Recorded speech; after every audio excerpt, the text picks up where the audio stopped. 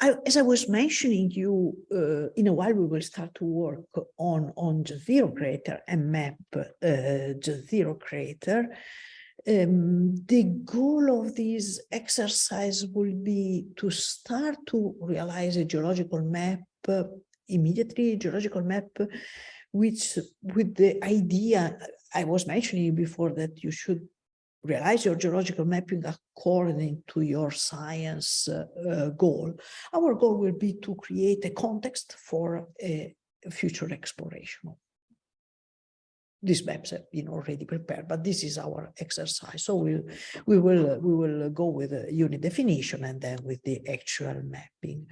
Then we will make in the afternoon some detailed observation, which might be useful to support rover exploration, for example, to tell this is important, this is something that might be might need clarification, something like that. And then we will have a look at, we will try to create a sort of rover path to allow to reach this kind of nice, potentially interesting outcrops. First of all, J0 is, okay, this is Mars. J0 is here in the western edge of the easily sympath structure. Geologically speaking, is located in an area of transition between Noachian, middle Noachian mostly, to late Hesperian terrain. I can go more in detail. This is the area that we are going to map, between middle Noachian, even better here, middle Noachian and transition, Hesperian Noachian transition here, late Hesperian transition are here. So just to give a context. Why J0 crater was selected, is so important to be selected for such a mission, because it shows a very well preserved fluvial casting system with inlet and outlet valleys, and because minerals such as carbonate, mafic, and hydrated minerals have been found. I should add that all of these references here are better shown here. We were mostly selecting references which are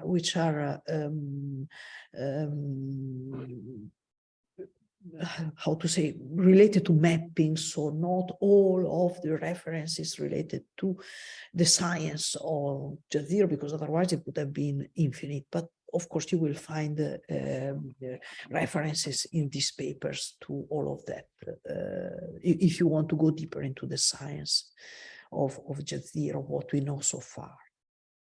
So that's why perseverance is there. This is the project that you already downloaded. The CRS is defined as a rectangular projection draped on a sphere. You have all the parameters here. The data that you will find are this one, starting from image data. There is a CTX regional context mosaic, which have been subsampled to 20 meters, because it just to provide you a context for your mapping. The mapping will be done at CTX scale using this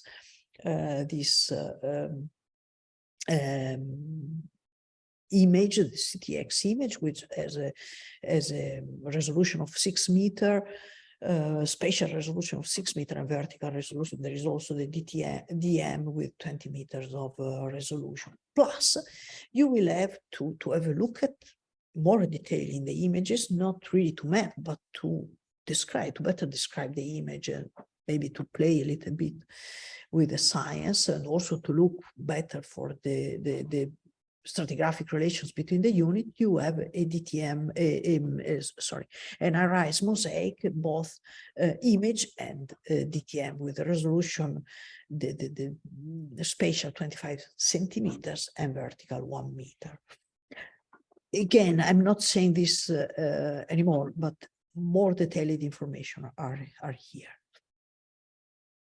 Then you have CRISM data. Now I hope Beatrice will not be too upset by my bad description of this, but we have CRISM images, FRT, full resolution targeted images with 20 meters per pixel resolution, and HRL with high resolution image, 40 meters per pixel. In your map, you will find RGB maps referring to mafic, with information on mafic mineralogy, specifically olivine and pyroxenes, false colors, where you will have highlighted different mineral groups together with surface morphology. You will have the phyllosilicates with information on hydroxylated minerals, the carbonates with highlights the presence of magnesium carbonates, and a custom product which shows carbonates and olivine variability in the sea. This is what you will find in you already found actually in your project. And then here I hope Pierre-Antoine will not be too upset, but we will have the CASIS data, color and stereo surface imaging system. These are data from the ExoMars TGO 2016, which is an ESA mission. You will have a very nice image with,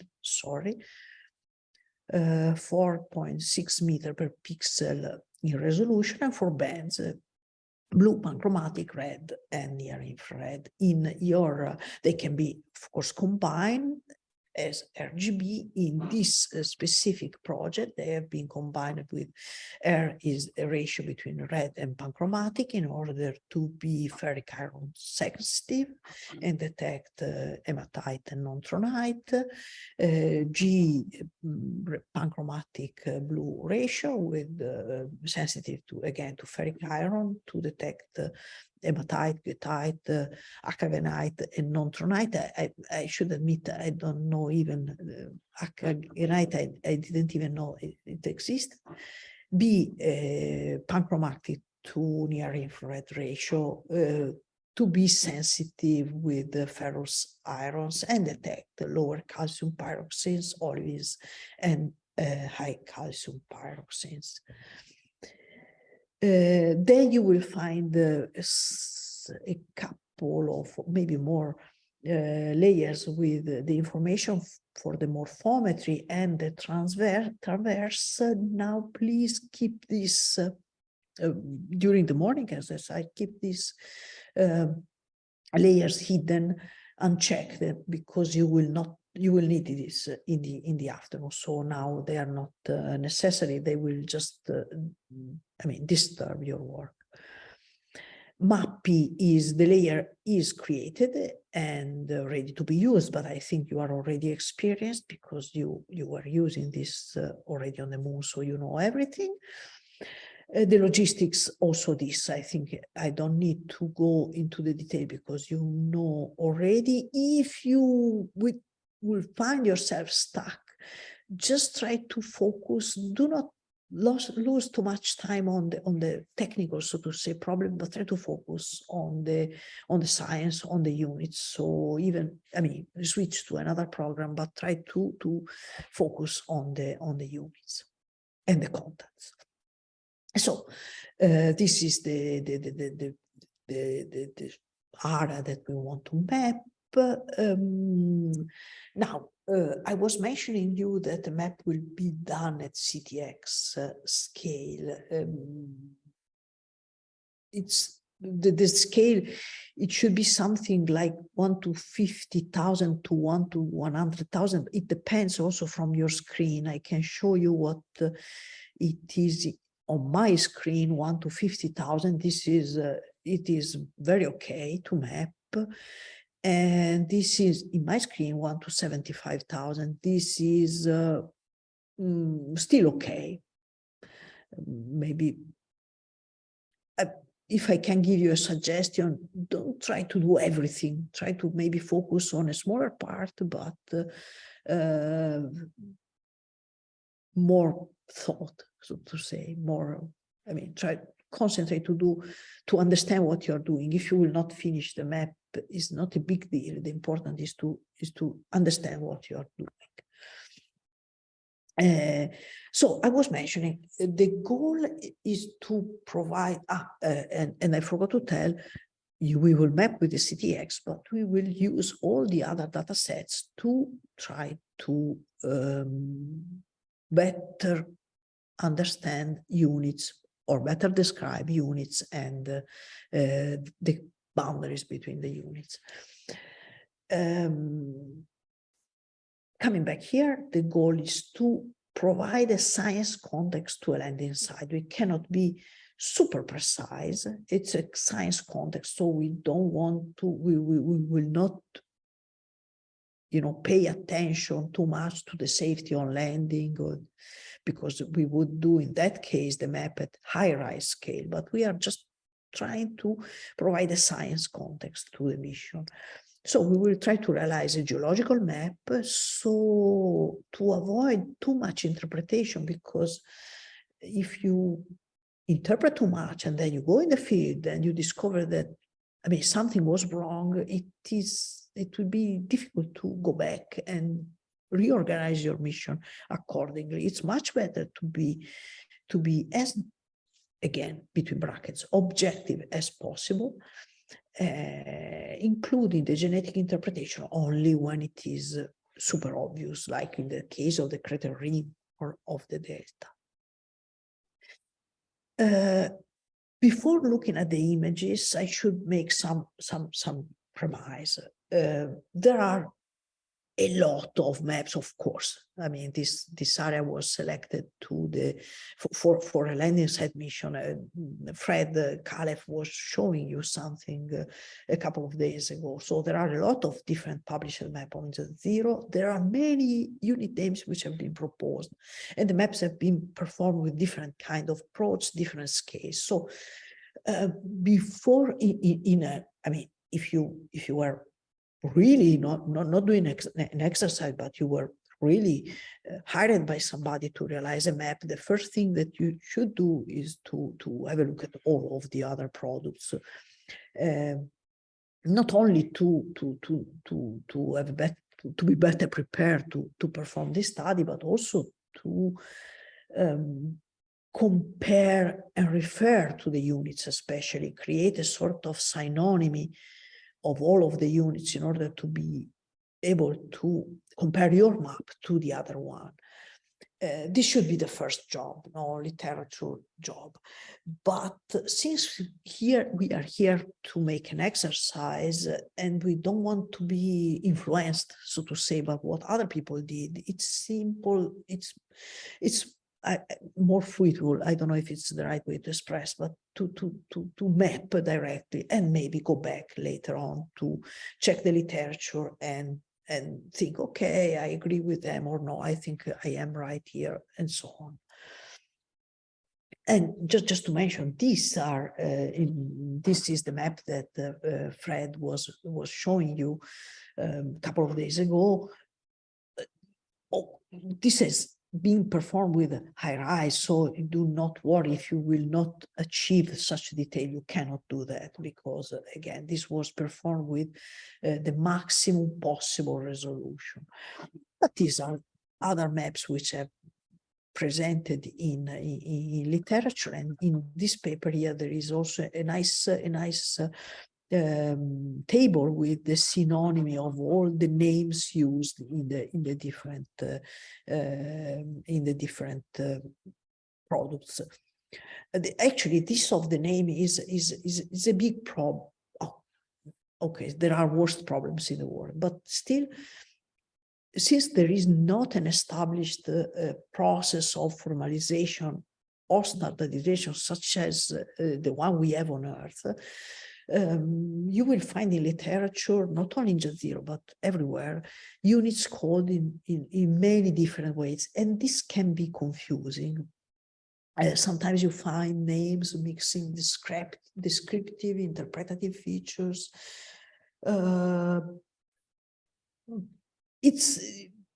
It can be confusing, but at the same time, I think it's a nice process in order to developed a lot of possible solutions, because by testing many different solutions is the only way to find a good practice that later on might become some standard process. This is more or less what happened on Earth, and we can apply some rules that we have on Earth, but probably not all the rules which are good for the classical Earth geological map will be good also for planetary. By the way, we will just use the interpretative name only when the genetic interpretation is straightforward. Otherwise, a simple list, unit A, B, C, D, very, very easy. So let's go with the units. Don't worry if you will not be able to follow too much this, because in the afternoon, later on, we will look at the images with the project in front. So we will share the project and we will look at the images together. So it will be if some of you will not be able to follow all this explanation, it will not be a problem to follow it later. In any case, this presentation is already uploaded, so if you need it as reference, you can download it. Crater rim unit. Okay, here the name, sorry again, the name is interpretative because it's straightforward. I don't even, I guess it's, I think that if I would read this, it would be almost offensive to you. Crater rim unit, of course, it will be a unit of your map. Crater ejecta unit, actually, I don't know that you will find this in your area. There is a nice example here, which is outside of the study area, but I was including this unit in any case because maybe you will find it, so you are ready to use it. Also here, the name is interpretative because it's again straightforward. Unit A is located here. You have some outcrop outside of just zero. Is this one basically is rugged. It's has a tone which is light to intermediate. The main characters is to show these high standing outcrops, quite high respect to the surrounding areas. So you will have to see whether these are units which represent maybe a cover which was eroded. So this is the only unit which is left, only part, sorry, which is left, or if this unit represents something of the basement below of this unit, which here has been covered and here not. Then we have unit B. We are here. This is the crater rim. This is unit B, which is this is CTX scale. It's very rugged. It's a light tone unit. Sometimes you see this rigid surface, not always, but sometimes you see it. Sometimes you saw these quasi-circular depressions, which are sometimes are craters, but sometimes probably not. Sometimes you see layers. I should mention that layers are not necessarily sedimentary features. And also I should mention, no, first let me go on with unit B at high rise scale, because if you go in more detail, you see that this unit is severely fractured in this polygonal pattern, while this is an overview of the layers in more detail. I should have told you at the very beginning that I'm not providing you this image a particular stratigraphic order. It's just to list the images because during the exercise you will need to define the stratigraphic order. Going back to unit B, we have some spectral information here because according to CRISM, we can say that this unit is magnesium carbonate rich, this yellow here, and also here very nicely showing. Then we have unit C. This is this image. This is unit C, this part here, which is again rugged, more or less like the other one. Also, this one is full of semicircular, quasi-circular depressions. Some layering is present, and this layering is more evident at high-rise resolution. Also, again, you can see that it's extremely fractured, like unit B. Here we have a strong, okay, this is to define the unit. Then we have a strong carbonate here, carbonate signal. Please notice that here we have some missing pixels, which are actually white, so carbonate rich, because they were saturated pixels. So it's the carbonate signal here is very strong, but also we have olivine signature here in red. Then we have the fan unit. Actually, we have two fan bodies. One is the famous one, very, very nicely expressed, and another fan here. So in this case, the name is interpretative because the fan-shaped deposits are clear with this. At least this fan is characterized by this, by this arcuate ridges and trough, which are very, very, very, very distinctive. It is light tone, layered, and to show you this, I move to high-rise scale to show you the bedding. Sometimes we have boulders, like in this case, and sometimes fractures. Also, this unit is heavily fractured.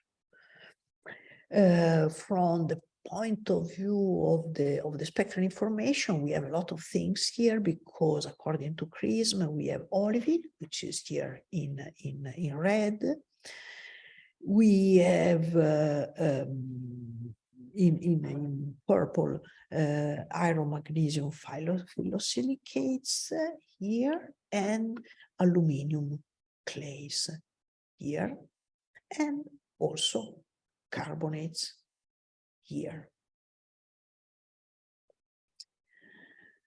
Then we have unit D, which is this one.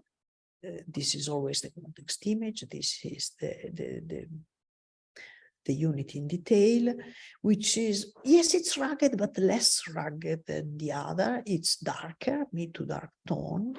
Sorry. We have very characteristic margin, which are low relief, very sharp, lobate. Sometimes are not so evident, but here it's very, very clear. And sometimes it may be more smooth, but normally it's a little bit dark. From the point of view of the spectral information, it shows this high calcium pyroxene content. Then we have the mantling unit. The mantling unit is this one, very smooth and very dark toned, which is a superficial color that you will find in patches somewhere. Actually, these are the two main outcrops. And then plenty of beautiful aeolian bed forms, which may mainly accumulate in the topographic lows, and also you will have some mass wasting along the slopes, some mass wasting deposits that you can see at high-rise scale. These are the aeolian bed forms, and mass wasting deposits that are found, of course, only along the slopes. So this, what I told you before was about the units, but we have also some linear elements. Of course, the first one is the contact layer. You should distinguish between the contact when you map, between what is clearly visible and mappable, so using solid line. We will see this later on in the practical part. When it's clearly visible, you need to use a solid line. When you can guess, okay, the contact is here, but you are not super sure that it is really there, maybe it can be a little bit, I mean, not in that exact position, it should be dotted uncertain position. Then in the you can use the linear feature layer to express other information. For example, the crater rim, the crest of the crater rim, because yes, you will map the crater rim as unit, but the crest of the crater rim is an important information and might be the only information in correspondence of the smaller craters. You can maybe distinguish the crest of buried craters, so you can have two different symbols to distinguish the well-preserved crater rim and the craters which are more almost buried. So this shows a different geological history, and it makes sense to distinguish them in some cases. You can distinguish the fluvial incision, where for example, the big valley was cut by the fluvial erosion. You can insert the fluvial channel if you want. And then in more detail, but I think that this is too much because this should be probably done at high-rise scale. You could map the crevasses play, if you distinguish different distributary channels, if you can distinguish the location of the delta front, but this is something that can be done at a high scale. We decided to leave this part only for the people who are maybe more experienced and that want to produce also some map at high-rise, more detailed map at high-rise scale, but it's not definitely not necessary for this exercise. And that's it.